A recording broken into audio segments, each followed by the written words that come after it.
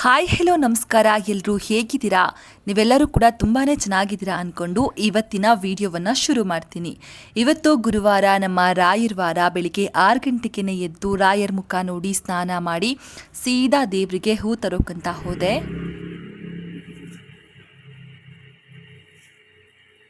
ಹೂ ತಂದು ರಾಯರಿಗೆ ಮುಡಿಸಿ ಸಿಂಪಲ್ ಆಗಿ ಪೂಜೆ ಮಾಡಿ ನಮ್ಮ ಏರಿಯಾದಲ್ಲಿರುವ ಶನಿ ಪರಮಾತ್ಮನ್ ಟೆಂಪಲ್ಗೆ ಇನ್ನುಳಿದಿರೋ ಅರ್ಧ ಹೂನ ತಗೊಂಡು ಹೋದೆ. ಅಲ್ಲಿ ಇನ್ನೂ ದೇವರಿಗೆ ಅಲಂಕಾರ ಮಾಡಿರಲಿಲ್ಲ, ವಿಗ್ರಹನ ಕ್ಲೀನ್ ಮಾಡ್ತಾ ಇದ್ರು. ಅಲ್ಲಿಂದ ಬಂದು ಒಂದು ಸ್ನ್ಯಾಪ್ಸ್ ತಗೊಂಡು ತಿಂಡಿ ತಿಂದು ಹೊರಟು ಸೀದಾ ಆಫೀಸಿಗೆ ಹೋಗಿ ಅಲ್ಲಿ ಮತ್ತೊಂದು ವಿಡಿಯೋ ಮಾಡಿ ನನ್ನ ಕೆಲಸ ಶುರು ಮಾಡಿದೆ. ಕೆಲಸ ಮಾಡೋಕ್ಕೂ ಮುಂಚೆ ಯಾವಾಗಲೂ ಕೂಡ ನೀರು ಕುಡಿತೀನಿ. ಇವತ್ತು ಕೂಡ ನೀರು ಕುಡಿದು ನನ್ನ ಕೆಲಸವನ್ನು ಶುರು ಮಾಡಿದೆ.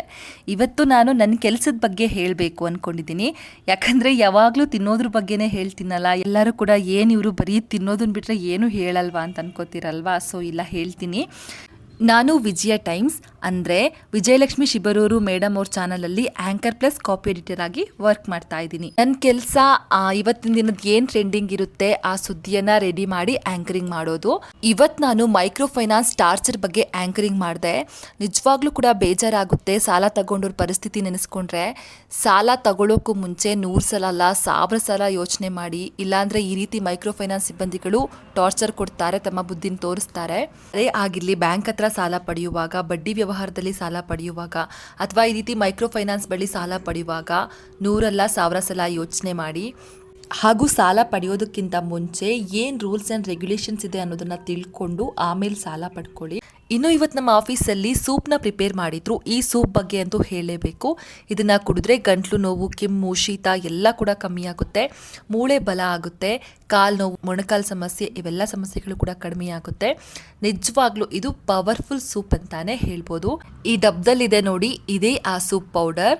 ಇದನ್ನ ತಯಾರಿಸಿದ್ದು ಇವರೇ ನೋಡಿ, ಪ್ರಶಾಂತ್ ಸರ್ ಅಂತ. ಇವರೇ ಇದನ್ನ ತಯಾರಿಸಿದ್ದು. ಹೇಗಿತ್ತು ಅಂತ ಕೇಳೋಣ. ಅವರು ಸುಮ್ಮನೆ ಚೆನ್ನಾಗಿಲ್ಲ ಅಂತ ಹೇಳ್ತಿದ್ದಾರೆ, ಅವರೇ ತಯಾರಿಸಿದ್ದಲ್ವ ಹಾಗಾಗಿ. ಬಟ್ ನಿಜವಾಗ್ಲೂ ಚೆನ್ನಾಗಿದೆ, ಸುಮ್ಮನೆ ಕಾಮಿಡಿಗೋಸ್ಕರ ಹಾಗೆ ಹೇಳ್ತಿದ್ದಾರೆ ಅಷ್ಟೇ. ಬನ್ನಿ ಇನ್ನು ಉಳಿದವ್ರ ಹತ್ರ ಕೇಳೋಣ ಸೂಪ್ ಹೇಗಿತ್ತು ಅಂತ. ಸೂಪ್ ಚೆನ್ನಾಗಿದೆ, ನೀವು ಕುಡೀರಿ. ನೀವು ಟ್ರೈ ಮಾಡಿ ಹೇಳಿ ಹೆಂಗಿದೆ. ಈ ಸೂಪ್ ಕುಡಿಯೋಷ್ಟರಲ್ಲಿ ಆಲ್ಮೋಸ್ಟ್ ಮಧ್ಯಾಹ್ನ 1:30 ಆಗಿತ್ತು. ಊಟಕ್ಕಂತ ಬಂದೆ, ಬಟ್ ಯಾಕೋ ಊಟ ಸೇರಲಿಲ್ಲ. ಹಾಗೆ ಕಲ್ಲಂಗಡಿಯನ್ನು ತಿನ್ಕೊಂಡು ಮತ್ತೆ ಸೀದಾ ಆಫೀಸಿಗೆ ಹೋದೆ. ಮತ್ತೆ ಅಲ್ಲಿ ಉಳಿದಿರೋ ವರ್ಕ್ನ ಮಾಡಿ 6 ಗಂಟೆ ಅಷ್ಟೊತ್ತಿಗೆ ಮತ್ತೆ ವಾಪಸ್ ಬಂದು ಮಲ್ಕೊಂಡೆ. ಇದಾಗಿತ್ತು ನನ್ನ day life. Thank you for the watching. ನನ್ನ ವಿಡಿಯೋ ಇಷ್ಟ ಆದಲ್ಲಿ ದಯವಿಟ್ಟು ನನ್ನ ಚಾನಲ್ನ ಸಬ್ಸ್ಕ್ರೈಬ್ ಆಗಿ.